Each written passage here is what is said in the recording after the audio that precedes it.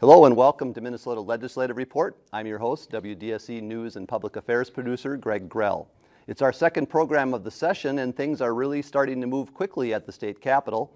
Right now is your opportunity to ask our lawmaker about bills, budgets, and bonding legislation in St. Paul. We have two phone numbers. Locally, dial 218-788-2844 with your questions, or if you're calling from outside the local Duluth calling area, use our toll-free number, and that number is 1-877-307-8762.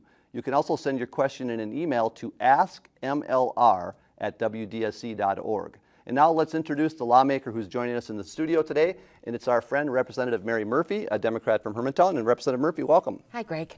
And this year, let's just get some basics out of the way. You're re-elected, but now you have a different district. It's District 3B, correct? That's correct. That was redistricting last year. Yes. And the new district goes from Proctor, Midway, Hermantown, Kenosha, Rice Lake, Lakewood, Normanna, Duluth Township, 3 precincts in unorganized Lake 2, and then 4 wards in the city of Two Harbors, and 2 precincts in Duluth, Precinct 11 and 23 in the city of Duluth. So you've got some of your old constituents, but a lot of new constituents Correct. as well. That's and how is correct. that going, getting out and meeting people in your district? I know you had to meet them during the campaign season. It was a good campaign. I met a lot of the new people, and at organized festivals and so forth in the old district, parades, I renewed acquaintances with the people that have been with me from the very beginning, or at various time periods when the census changed. Now, just to get some of the other basic information out for viewers who might have questions today, talk about the committees that you're involved with this session in the legislature. What committees are you serving on, and commissions? I'm serving on the State Government and Finance Committee with Veterans Affairs also.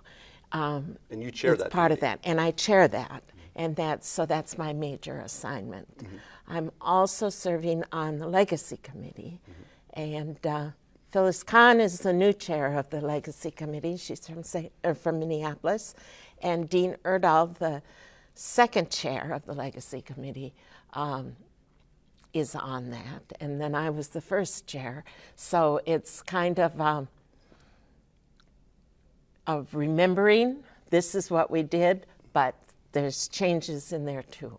But we're staying true to the goals and the guides that were worked out at the very beginning, and we are moving along. And there's still the 4 funds: the Outdoor Heritage Fund, the Clean Water Fund, the Parks and Trails Fund, and the Arts and Culture and History Fund. That gets our attention. And that bill will be on the floor this week. And then you also serve on the Ethics Committee? That's correct, but that's at the call of the chair, and hopefully there's no ethics. So in other words, that only comes up when there is an ethics issue to deal with. That's correct, and 2 members have to bring an ethics charge in order for the Ethics Committee to become involved. And the representatives that are serving this year are quite well behaved, so I don't think there's going to be any charges. So that committee wouldn't hear bills then? That is strictly to look at improprieties within the legislature? That's correct. And I've been on the Ethics Committee before, and we go years and years sometimes without any issue. And then you also serve on a couple of commissions. I serve on the Governor's Commission. I'm the Speaker's designee on the Governor's Commission for Preservation of the State Capitol. And this is my second year doing that.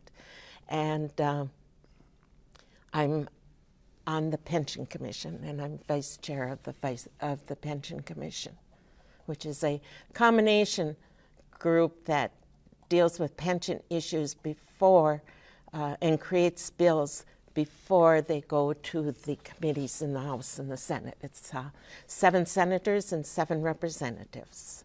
And we have a staff of 2 that have a great deal of experience. They've been with us since the late 70s.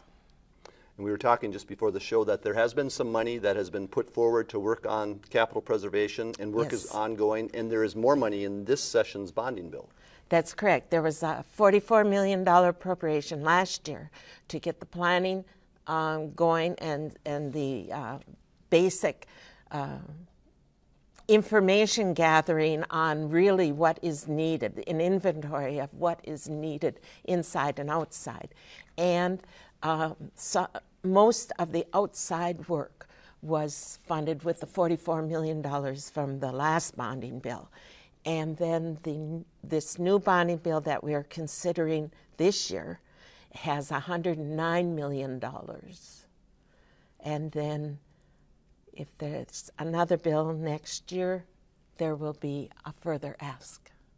Now, some people watching might say, boy, that's a lot of money to spend on the Capitol, but it is the people's house. And maybe you want to talk about why you think it's worthwhile to preserve that building. Well, it is the people's house, and it has been since 1905.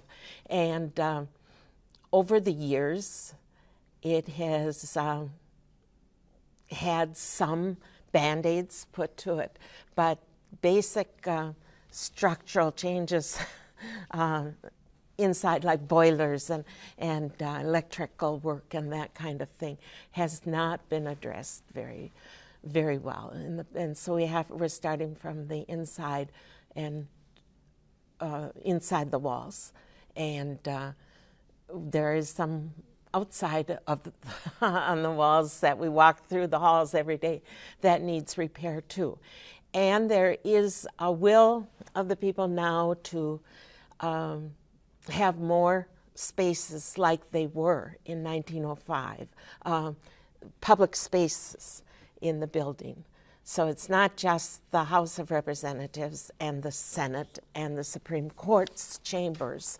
There are some more meeting spaces and so forth that have, over the years, become used for other purposes. And we're just about done with that inventory now, and seeing what is necessary and what was there when Cass Gilbert designed it and when it first opened, and what we can put back and still have a functioning, working Capitol with the people welcome to it. There's, so many times more children that come to the Capitol, school trips and so forth, and there's so many more citizen people that come to the Capitol for rallies and for the access to the legislators that did not exist in the 1800s, or in the 1800s, the early 1900s, even the 1960s. A rally in the past, if it had 50 people, that was big. Now, seldom is there a rally, and we have 3 or 4 a day now of 200 people or more that come. And so we need more washrooms, we need more restrooms, and we need more stairways. And of course, the building, much of the infrastructure is 100 years old, wiring, plumbing, and so on, and that's some of the major things that have to be repaired. That's correct, and we want to make sure that this is the major thing that's being done for another 100 years. Now, earlier, and before we get into the next topic, I just want to remind people that this is Minnesota Legislative Report, your opportunity to call in and ask a question of Representative Murphy, whether it's on an issue currently at the legislature or another issue that you'd like to talk about today. We talked about the legacy committee, and we've had that legacy funding in the works now for several years, and you've got a lot of experience having served on the original chair of that committee. In your eyes and in the eyes of the committee, is that funding working the way it was intended, do you think? Is it working out the way people had hoped when this first came and it was passed by the public? For the most part, I really think it is. And one of the reasons is because we are following part of what was in place at the beginning, there was a Clean Water Council before the legacy bill.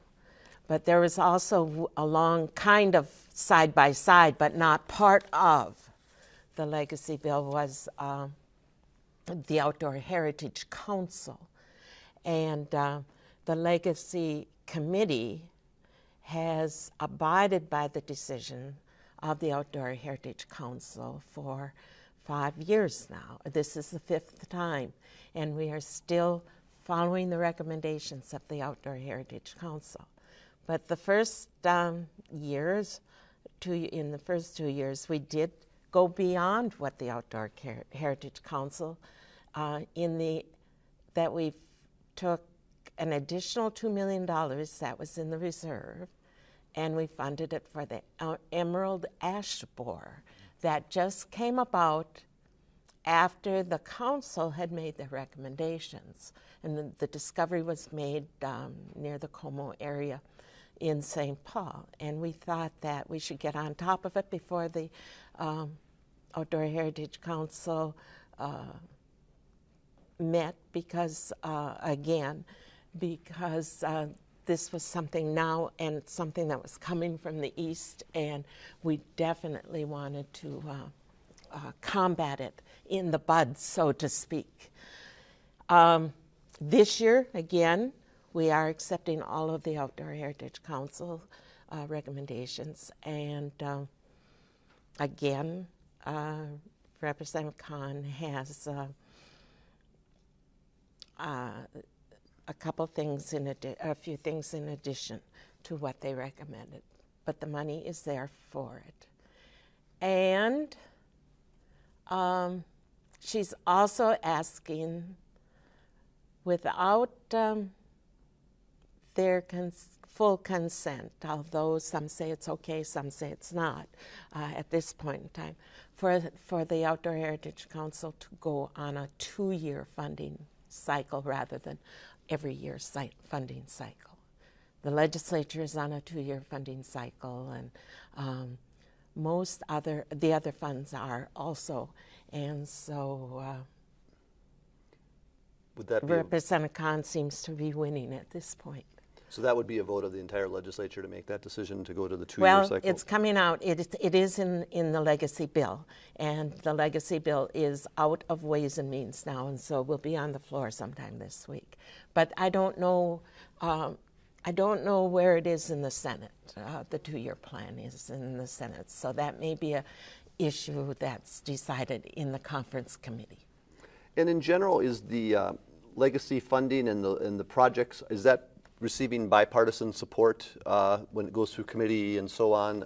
Obviously, the citizens of Minnesota voted to okay this funding. So. Yes, I think it has. It has in the first 4 years, and I think it will continue to this year. We did get recommendations for a couple $100,000 for the aquarium in Duluth, and for a display, a particular display about shipwrecks. They have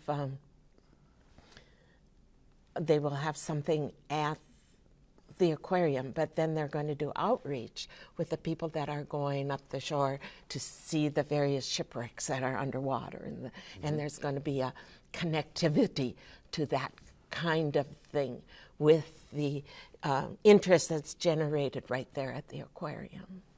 And the aquarium's doing some wonderful things now, and they have a new partnership with Minnesota Power on a little remodeling job down there too. And so they came and made their pitch, and was successful for that funding. The zoo also came at the invitation of the chair to come and present an idea for what they have for a new opening in a new area that is absolutely essential because of the floods. And in the Parks and Trails part of the legacy bill for our area, there is $1 million suggested for flood cleanup of the city parks and streams that are within the parks. And then there's another amount of money, $500,000 the first year and $4 million. I think it's $4 million the second year for flood damaged habitat restoration on rivers throughout the Duluth area. And in the outdoor heritage, from the outdoor heritage money, there's the Fond du Lac project that the Heritage Committee considered, I think, 3 different times, and it didn't quite get final approval. And so, but the committee thought that it had approval for some for the Fond du Lac tribal land returning to the tribe. The purchase of that land that will be used just for and opened for hunting and fishing kind of things. And so and then there's the regular parks and trails kind of thing that gets usual attention in the legacy bill. So a lot of things happening with legacy funding. There and is, a lot of improvements there to the is, state. and the historical things, our Sacred Heart has received money, and some other local grants have been awarded through the Historical Society. And there's always hope, and always, and the library legacy grants have stayed at the same level. And so the regional library systems get an amount of money through the Department of Education, because they have a formula that's a fair formula already installed for libraries, and so that the libraries can use that not for books but for programming of and working with the regional art councils on getting artists of either literary artists or other kinds of artists into the local communities at the libraries, and people have been just embraced those programs all across the state, and have been exposed to people of great talents coming into their areas that would never be able to do that if they didn't have their grant money. It's really a good thing. All right, now we'll move on to some other issues while we have time. And one of the issues, of course, that always gets a lot of attention, and that is the state budget. And right now the budget is still in a state of flux. How is that process going, and what should viewers know about what's happening with the budget? Well, by Constitution, the legislature has to create a balanced budget at the end of every 2-year cycle, or at the beginning of every 2-year cycle for the 2 years in front. And that's what we've been doing since the very beginning. It's the most important thing that we've been dealing with since January. And the February forecast told us that we had about a $500 million deficit. And then this month we learned that we were ahead $145 million. So it's still around, we have a deficit of about $500 million that we have to make up. But for the first time in over 10 years, we're looking at being able then to do a few things, looking at each department and agency's budget, looking at education. There can be some things that aren't cut back this year, and that's something that we've been looking forward to for a long time. Not going beyond bases, the base of what was projected, but not having to cut the base is something that we we haven't been able to do for 12 years. And so there are a few things that are going to happen. Education is being addressed in a way that we haven't been able to do, and now it's, I think, between the tax committee and the education committee, we are going to be able to pay back the shift when the schools, or when the state borrowed from the school districts. And that will be, I think we are going to address the complete shift. And we are going to be able to address previous property tax increases that have taken place. Not totally, but somewhat.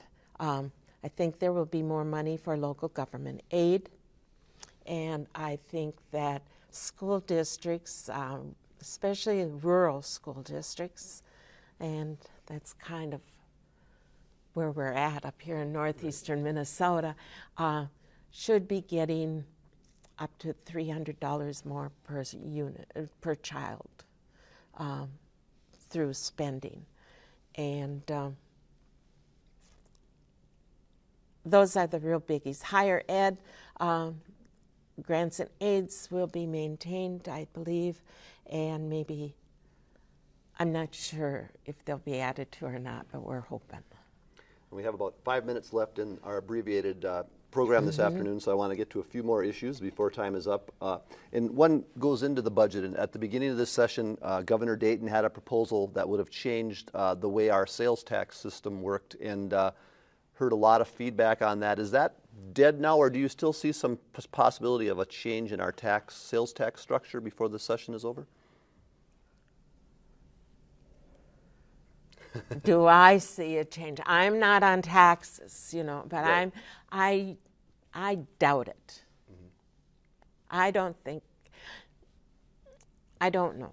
As the Senate was talking talking last week that they were going to have some sales tax changes. I don't believe that the House is talking about it. But I did stop into a Health and Human Service meeting for a short time on Thursday, and I was listening to people suggest that if certain things had sales taxes on them, then that money would go to address some of the cuts that are being suggested in Representative Huntley's committee. Like if you taxed tattoos and piercings, then that money could go to some kind of assistance for children. And so, but from my experience listening in caucus and to the tax committee people, I don't think in the House that is going to be a likely proposal. All right, we do have a call from Jim in Orr, and Jim has a question. I'm not sure if you'll be able to answer it specifically, Representative Murphy, but he's wondering why northeastern Minnesota legislators are split on the issue of pro-gun rights. And gun legislation is one of the issues that's come up since this shooting in Connecticut last fall. There's a lot of push for that, but he says there's a split in northeastern Minnesota delegation. Is that true? People on both sides of that issue? Well, many people, or some people, haven't announced where they're at because we don't know what the bill is. If there is going to be a bill on gun rights or gun background checks or whatever, and we don't know what it is at this particular time. But we've always had differences of opinion among northeastern Minnesota legislators, and always on issues of hunting and fishing and guns and seasons and how many you can take and trapping, and there's always been differences. And I think that the people of northeastern Minnesota that we represent certainly are very vocal on their differences. And this year, if other representatives are like me, we've received large numbers of people that have given advice on both sides of all issues.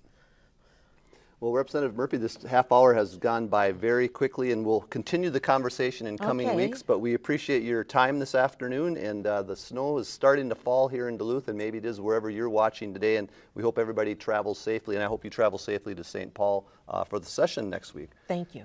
And that's all the time we have this week, and thanks again to Representative Murphy for being here in the studio, and to everyone who called with the question, and all the viewers out there. We'll be back next week for another edition of Minnesota Legislative Report. For the crew here at WDSE TV, I'm Greg Grell. Have a great evening.